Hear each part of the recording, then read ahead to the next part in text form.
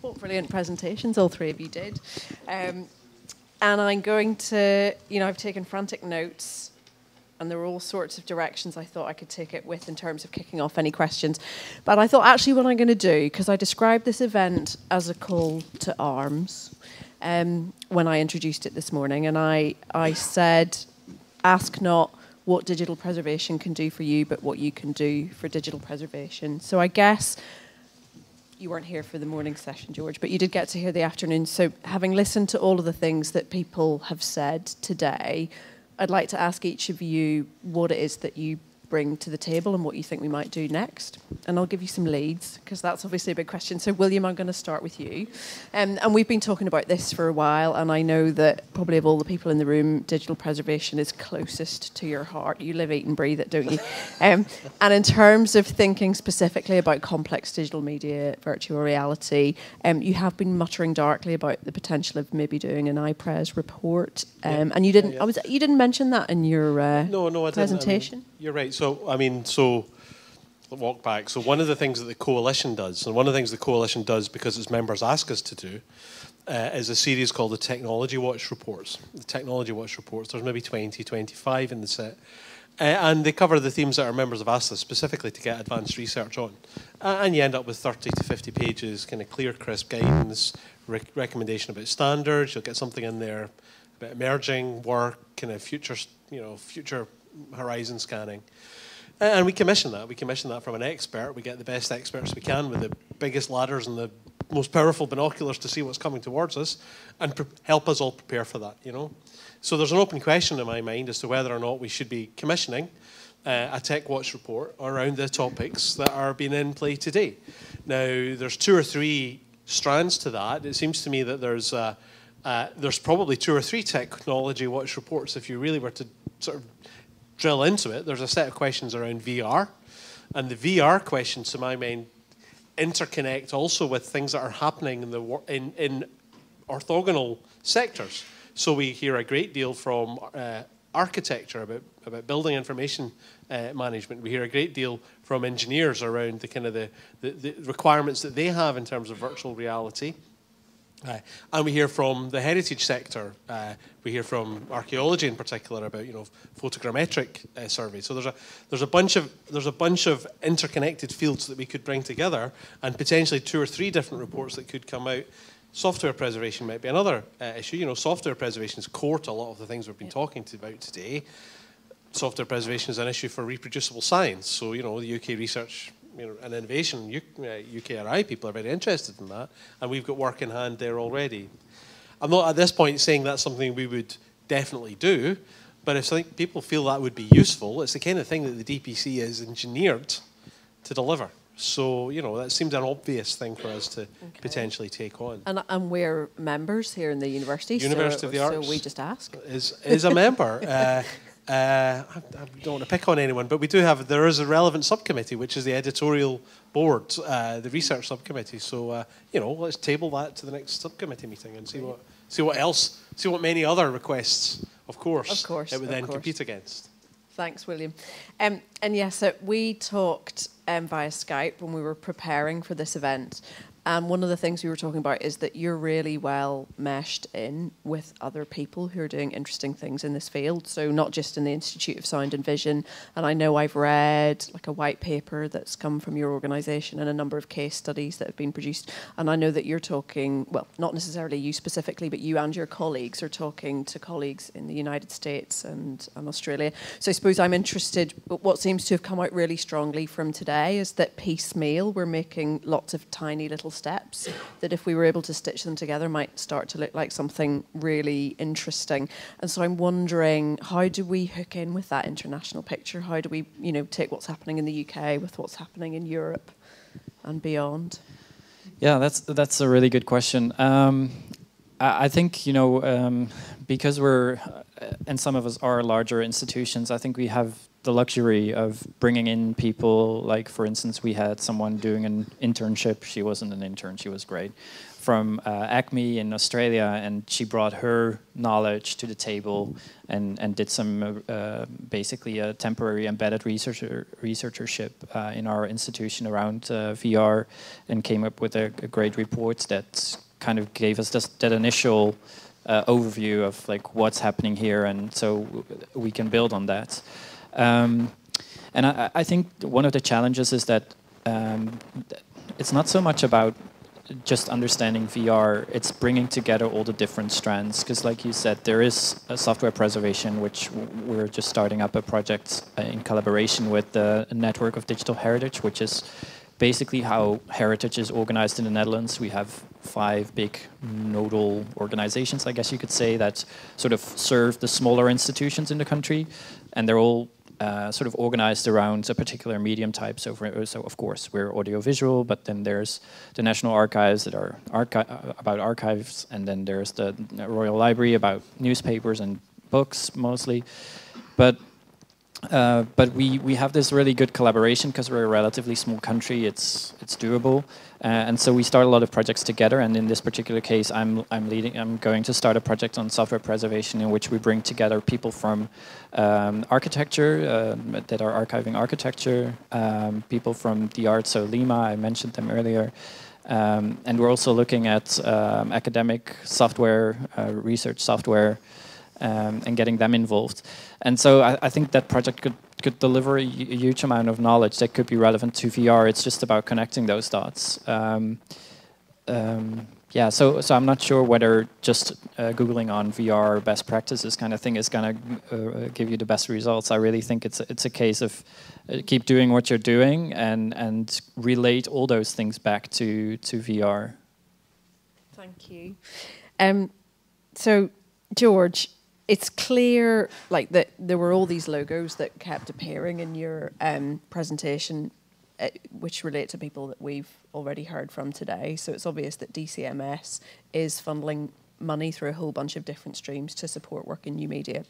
And I feel I can say this to you because I work in Central St Martin's, and we are a bit fixated on the shiny stuff in Central St Martin's. You know, we love the new, we love the content generation. And I think really the only way I managed to squeeze in an event that was about something as boring as digital preservation is because I reframed it as being something new and sexy and challenging and a conversation that needed to be had. But so it feels like there is a bit of a fixation with the shiny stuff. And obviously you are providing support via this National Archives programme. But one of the things I've been hearing today is that it's lots of fleet of foot, small initiatives that are happening all over the place that need the support, as well as those bigger institutions like the BFI, the National Archives.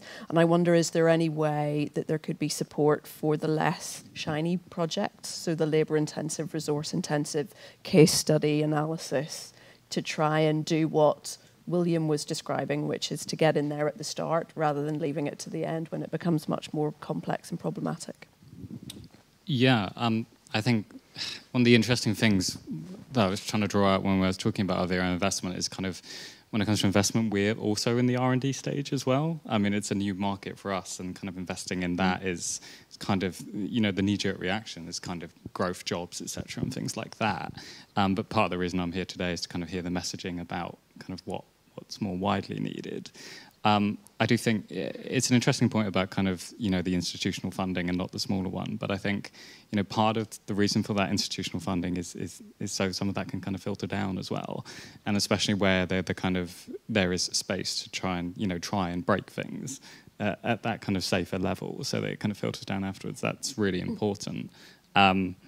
You know, if someone would like to make a case for some of the smaller programs, I'm more than happy to kind of hear that.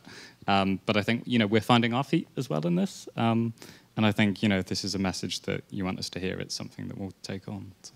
It is. Cool. Thank you. So I'd like to open it up to the floor. We've got a bit of time to take questions from the floor. So does anybody have anything they'd like to address to any of our 3 speakers?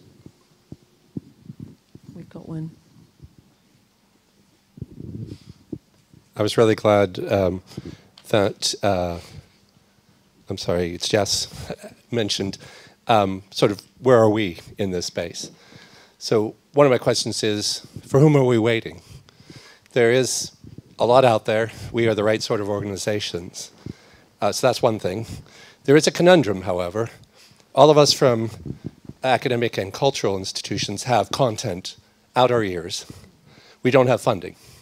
The commercial organizations, and this was a point made by a Samsung person at a conference I was at a couple of years ago, said, we've got all this funding, but we don't have any content. There seems to be a natural marriage there that we need to broker in some way. But more importantly, isn't it time that we just try to settle down some formats? And the best we've heard today, in my mind, is around WebXR or OpenXR. And maybe we can say more about that. Yeah, I mean, I loved the point zero on the slide of the Tate guys. That we should just be getting started. We know a bunch of stuff that we can already do. I find it personally quite challenging, to be honest, to promote that line of thought in big institutions, and I mean by that also my own organization, which is because I think all of our funding is already so tied up in work that we already do. We really need to make space for these kinds of things. And so it's a matter of priorities, I think, to some degree. And I think, you know, getting stuck in, well, maybe in the Cynefin model that I showed, if we're stuck in a simple context, it's really difficult to relate to these really complex questions and preserving things that we cannot even access yet the next day, that we may be only able to really have access to in 10 years' time once the emulators have been developed or something like that. You know, that's a really different type of mindset, and I think we need to have these kinds of conversations and challenge each other to get going, because we need to. Can I add on that? I think one of the interesting things, and again, kind of comparisons to the games industry, is if you took the kind of like, you know, early ZX Spectrum or something like that, and asked to predict what a PlayStation 4 might look like now, that kind of rate of change is insane in a few decades. Will the, you know, VRs of the next 10 years look anything like what we've got right now is a really fascinating question, and probably not really. And it, you know, before it kind of hits that real kind of market penetration where everyone has their own VR device, there's a lot that needs to happen there. So you know, really interesting question about that kind of formats is, you know, how long will those formats last as well? If I may, please. You took the ZX Spectrum to be the first, to be a platform. Sure. Plus the Commodore, etc. We are the sort of people who can make that first platform and don't have to wait until inevitable, which would never come without that first platform. Yeah. Sure. If I may, sorry. The other thing we didn't hear much about is Tripleif, and there's the 2D world that's been very enormously successful, but there's a 3D community there, and they're in touch with another group, which is the Community Standards for 3D Data Preservation out of Washington University in St. Louis. They're in conversation, and if anyone's interested, I'm part of the 3D community for Tripleif, but standards are emerging in some way. And in a way, we need the next step, even if it's a ZX Spectrum, because they were pretty cool. Yeah. I still have one in my attic. Yeah, me too.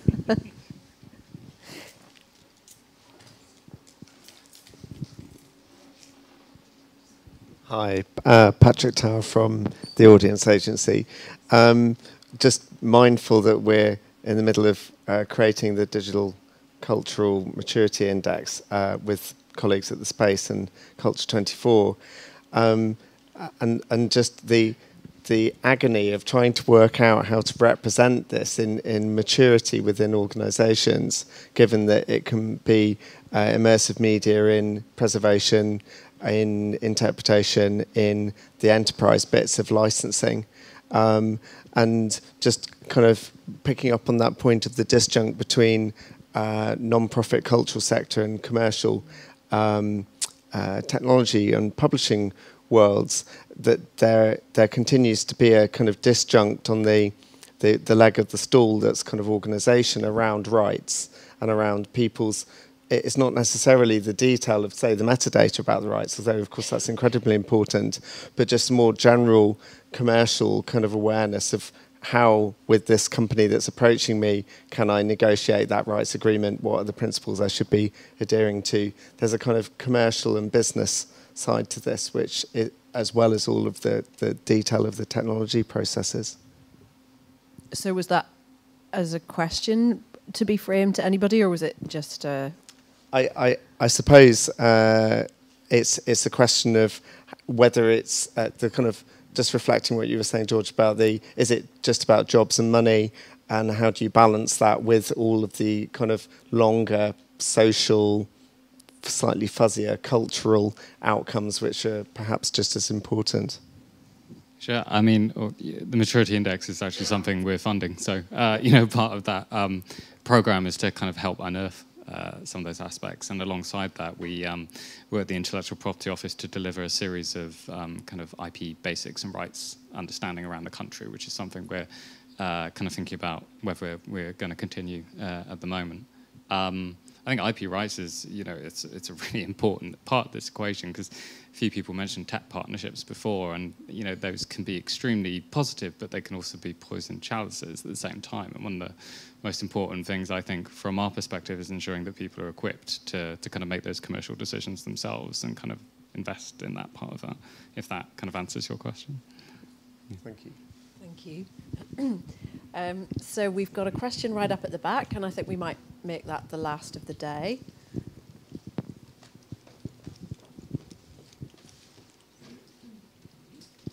Thank you. Hi, hello. I've been carrying a question in my head the whole day, so it's really for everybody in the room in a way.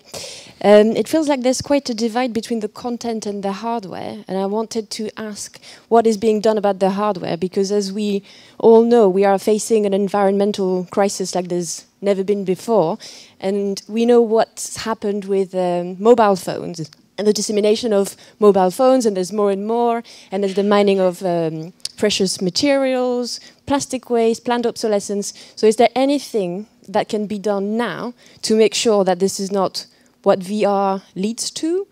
And especially as there are so many, it feels like there's so many leaders in this room, is there anything that can be implemented now so that it's not just about growth, but it's about something else, something that's better for the future? Because we are thinking about the future, it's all about preservation and the future. So this is sort of an open question. Is it something that's being discussed? Thank you. I'll take a swing at that to get it going. So I won't take a view on the hardware side of things particularly, because that's not really my thing. But I can certainly talk on the data side of things, because data storage is energy hungry, in fact.